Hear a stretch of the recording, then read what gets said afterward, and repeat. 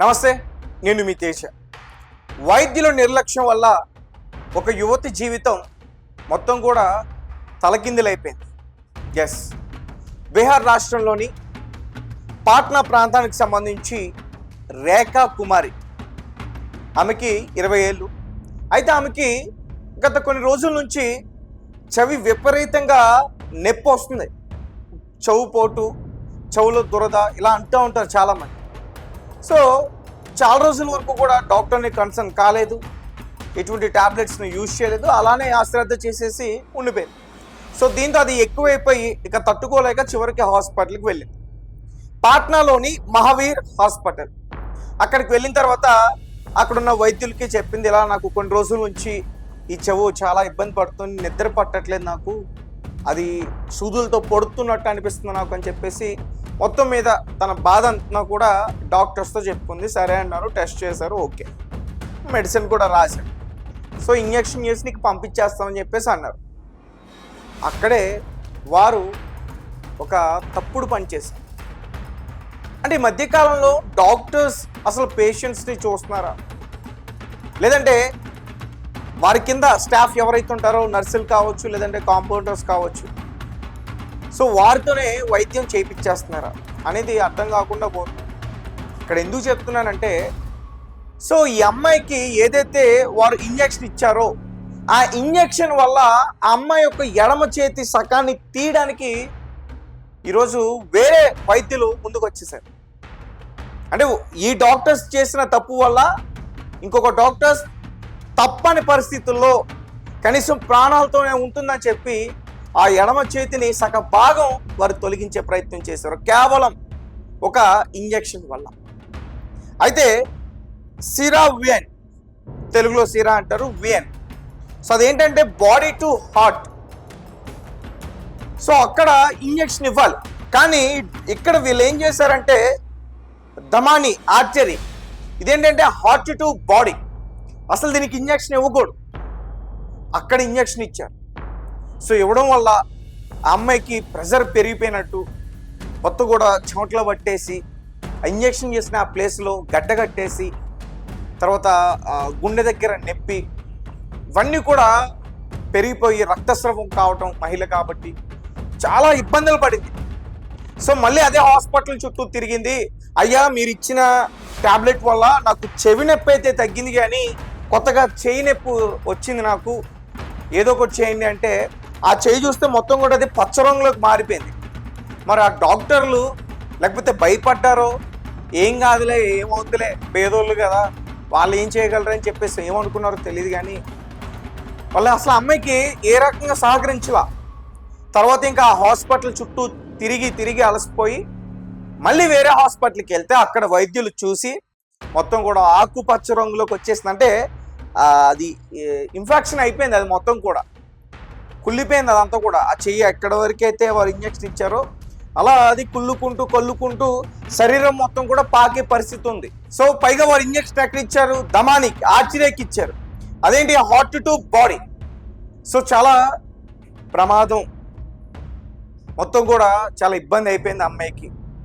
So చివరికి ఆ వైద్యులు ఏం చెప్పారంటే, అమ్మాయి ప్రాణాలతో ఉండాలంటే ఆ చెయ్యిని ఎక్కడ వరకు అయితే అది మొత్తం కూడా ఆకుపచ్చ రంగులోకి మారిపోయింది, అదంతా కూడా ఇన్ఫెక్షన్ అయిపోయిందో అక్కడ వరకు తీసేయాలి, లేదంటే అమ్మాయి ప్రాణాలకి చాలా ప్రమాదం, అది లోపల ఉన్న ఆర్గాన్స్ కూడా చాలా ఇబ్బంది అవుతుంది అంటూ కూడా చెప్తే చివరికి ఆ అమ్మాయితో బలవంతంగా ఒప్పించి ఆ చెయ్యిని తొలగించడం ఇదైతే జరిగింది. సో చూడండి, వైద్యులు చేసిన చిన్న మిస్టేక్ వల్ల, ఒక చిన్న ఇంజెక్షన్ వల్ల ఈరోజు ఆ అమ్మాయి చేయలేకుండా ఒక అవటి మహిళగా ఆమె ఇప్పుడు కనిపిస్తూ ఉన్న పరిస్థితి. చాలా ఏడుస్తుంది అమ్మాయి, మీరు స్క్రీన్ పైన చూడొచ్చు, చాలా ఏడుస్తుంది. అంటే మొత్తం ఆ అమ్మాయి కన్నా కలలు కావచ్చు, ఆ అమ్మాయి కన్నా ఆశయాలు కావచ్చు, వాళ్ళ తల్లిదండ్రులు అనుకున్నట్టు ఒక మంచి సంబంధం వచ్చింది, త్వరలోనే నవంబర్లో పెళ్లి చేద్దాం అనుకునే లోపు ఇదంతా కూడా సరిపోయింది. ఆ సంబంధం కూడా ఒప్పుకున్నవారు క్యాన్సిల్ చేసుకుని వెనక్కి వెళ్ళిపోయారు. సో దీనంతటికీ కూడా కారణం ఎవరు? వైద్యులు. నేను అందరు వైద్యులు అనట్లా, కేవలం ఆ రోజు ఎవరైతే అశ్రద్ధ చేశారో, అశ్రద్ధ చేసి ఈమెకి వైద్యం చేశారో ఆ డాక్టర్ కావచ్చు, కింద స్టాఫ్ కావచ్చు, వారి వల్ల ఈ అమ్మాయి జీవితం మొత్తం కూడా తలకిందులైపోయింది. సో ఈ మధ్యకాలంలో ఇటువంటివన్నీ కూడా ఎక్కువగా జరుగుతూ ఉన్నాయి. హాస్పిటల్స్లో ముఖ్యంగా రీల్స్ చేస్తున్నారు.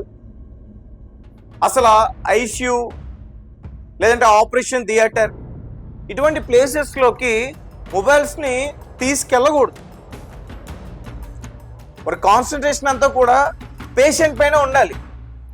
ఆపరేషన్ థియేటర్లో సర్జరీ కావచ్చు, చిన్నపాటి సర్జరీ అయినా వారి ఫోకస్ అంతా కూడా, వారి కాన్సన్ట్రేషన్ అంతా కూడా పేషెంట్ మీద ఉండాలి, డాక్టర్ బృందంతో పాటు. కానీ అలా లేరే. ఈ మధ్య చాలా వీడియోస్ చూపిస్తున్నారు కదా, హార్ట్ కొట్టుకుంటున్నప్పుడు దాన్ని వీడియో తీస్తున్నారు. అప్పుడే పుట్టిన పసిబిడ్డ ఎలా రియాక్ట్ అవుతుంది, తన రియాక్షన్ ఏంటి, తల్లి స్పర్శని ఎలా ఫీల్ అవుతుంది, అవి కూడా వీడియోల్లో చిత్రీకరించి సోషల్ మీడియాలో పోస్ట్ చేస్తున్నటువంటి పరిస్థితి. ముఖ్యంగా వైద్యులు, అలాగే కొన్ని ప్లేసెస్లో నర్సులు. అంటే ప్రభుత్వ ఆసుపత్రిలో ఎప్పుడూ కూడా ఖాళీ సమయం ఉండదు. ప్రభుత్వ ఆసుపత్రికి ఎక్కువగా ఎవరు వస్తారు? పేదవాళ్ళే వస్తారు. మరీ ముఖ్యంగా వృద్ధులు వస్తారు. ఖచ్చితంగా వృద్ధాప్యంలో ఉన్నవారికి అనారోగ్య సమస్యలు ఉంటాయి. ఏదో ఒక సమస్య ఖచ్చితంగా ఉంటుంది. అంటే వీరు తీరిగ్గా కూర్చుని రీల్స్ చేసుకునే సమయం వరకు ఉందా? మ్యాక్సిమం ఎక్కువగా ఈ మధ్య వస్తున్న రీల్స్ అన్నీ కూడా అవే. చాలా మందిని కూడా తొలగించారు. ముఖ్యంగా ఉత్తరప్రదేశ్లో అనుకుంటా రీసెంట్గా మొత్తం కొన్ని హాస్పిటల్స్లో ఈ రకంగా రీల్స్ పెట్టి ఇలాంటి చర్యలకి పాల్పడ్డ వారందరినీ కూడా పీకేశారు. సో కేవలం అశ్రద్ధ వల్ల, నిర్లక్ష్యం వల్ల, లేదంటే సోషల్ మీడియా ఆ పిచ్చితో, ఇన్స్టాగ్రామ్ రీల్స్ పిచ్చితో కొంతమంది ఇలా వైద్యం అందించడం వల్ల కొన్నిసార్లు ఇలా అవయవాలు తొలగించే పరిస్థితి వస్తుంది. చేతి చిటికిన వేల నుంచి చేయితో పాటు, కాలుతో పాటు తొలగించే ప్రయత్నం జరుగుతుంది. మరికొన్నిసార్లు అయితే ప్రాణాలు పోయే పరిస్థితి కూడా వచ్చేస్తుంది. సో చూద్దాం. దీనిపైన అయితే సోషల్ మీడియాలో చాలామంది రియాక్ట్ అయ్యారు, కామెంట్స్ పెట్టారు. ఎవరైతే ఆమె చెయ్యి తొలగించడానికి కారకులయ్యారో వాళ్ళందరినీ కూడా కఠినంగా శిక్షించాలంటూ. నిజానికి వీళ్ళ ఫ్యామిలీ మొత్తం కూడా వెళ్ళి వారిపైన కేసు పెట్టారు. బట్ అది ఇప్పటి వరకు, ఈ రోజు వరకు కూడా ఎఫ్ఐఆర్ కాలేదండి. అంటే చూడండి, గవర్నమెంట్ హాస్పిటల్లో డాక్టర్ ఎట్లా మేనేజ్ చేయగలుగుతున్నాడు. సో చూద్దాం. పెద్ద ఎత్తున సోషల్ మీడియాలో అయితే మాత్రం దీనికి రెస్పాన్స్ వచ్చింది. సో ఖచ్చితంగా ఎఫ్ఐఆర్ అవుతుందని నాకు అనిపిస్తాం. సో అమ్మాయి కూడా న్యాయం జరగాలి అని చెప్పి మనం కోరుకుంటాం.